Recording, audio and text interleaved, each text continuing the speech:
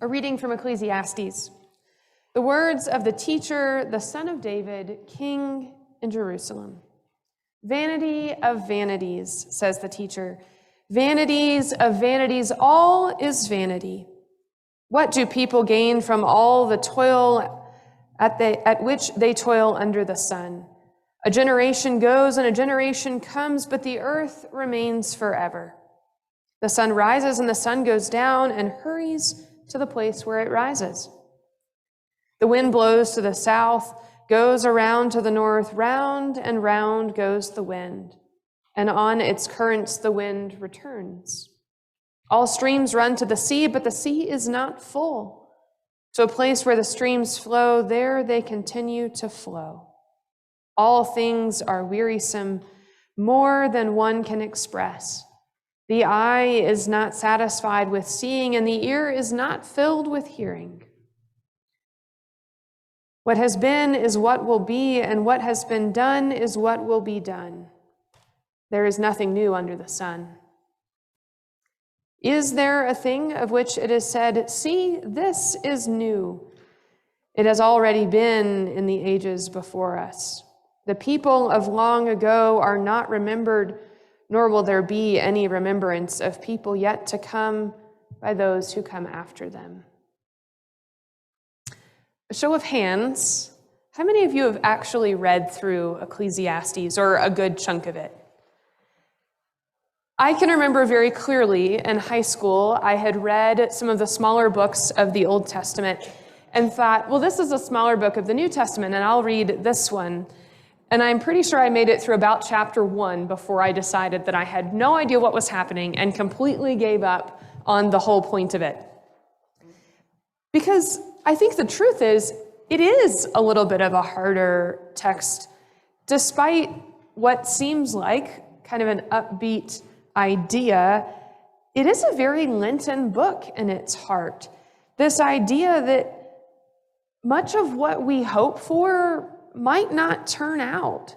Much of what we have aspired to or have been told is important might not really be true.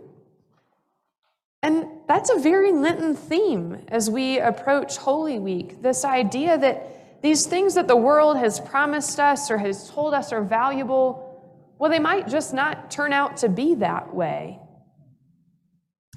The verse that stands out in my mind that really epitomizes that actually is not in this reading, it's in chapter 12. And in the King James Version, it's, "Remember now thy Creator in the days of thy youth." It was written across the chapel where I went to college. And I always found it to be somewhat of an ironic passage that Ecclesiastes is sort of this older reflection on life. And here we've sought out to tell college students that maybe they should take their youth more seriously. I don't know that that really worked, but that was the goal at any rate, I think. But it also highlights to me this American, particularly, but truthfully, I think Western modern obsession with more, right? I'm always fascinated by the number of articles I read that are focused on this. Well, if you do these things, you'll live longer. Well, if you do this thing, it might shorten your life. Okay, but maybe my goal in life is to enjoy it and not just have as many empty days as possible. Like, is that something we could consider? But that's really foreign to us, right? We have all of these articles about what to do with your 401k and how to invest in property. And oh my gosh, things are so expensive and inflation. And that's what we're surrounded by, right? But it stands in such a contrast to Ecclesiastes that reminds us those aren't the things that leave us fulfilled anyway.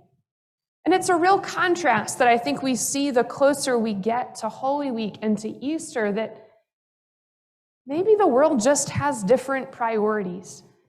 And maybe those aren't the things that we're ultimately going to find fulfilling. This beginning of Ecclesiastes is just this almost lament in what feels like upbeat poetry, but this kind of lament that the world isn't what we hope. We do all of these things, and they aren't ultimately more fulfilling for us. Yes, the sun goes up and it goes down, but so what? It's going to come up again tomorrow, and it's not necessarily going to be any different. You sort of feel like David says in the margins. If COVID has brought one thing to the forefront for a lot of us, I think it is this evaluation of what really matters in life. If you haven't sat down and thought about that, maybe the lead up to Holy Week is the time to reevaluate that. Not just the things that society or the Christian faith or our families say is important, but what really matters to us? What is it that's changed in the last 2 years that really you feel it down here? You get some heartburn about that. What are those things? Because a lot of the time, I don't think it's what society actually tells us is important. I think COVID and Ecclesiastes have led us, or ought to lead us, to ask the same question. What's really the purpose of life? Is it to accumulate as much wealth and property as we can? Is it to try and rise to some fame or acclaim that we might be remembered forever? Is it safety? Maybe. Is it living a life that makes a difference to our kids and grandkids and our families and the people around us? Maybe. But in Holy Week, we're going to be reminded that it's really about a relationship with a God who will do an extraordinary thing to be in relationship with us. But that's not always what the world wants to value, because if we follow Jesus and if we value that relationship with God, well, that might lead us to live differently. Not because it's going to make us feel any better, not because we think it's going to lead us to be different people, but, well, as Lutherans, we're really big on this saying of we're freed for something, right? We're freed that we might give that life to others, that we might show the life that we have with Jesus to others, that we might build a better world because that's what God calls us to do. That we might make sure our neighbors have enough food and water and accessible shelter, not because it's the politically right thing to do, but because that's what Jesus tells us loving our neighbors looks like. Because Jesus is going to tell us that if we want to serve, we have to be servants.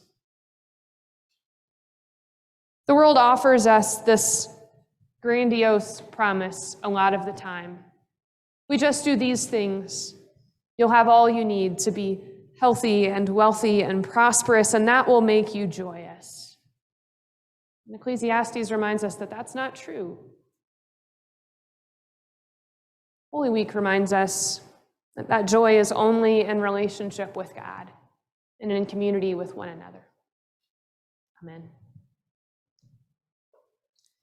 The light shines in the darkness, and the darkness has not overcome it.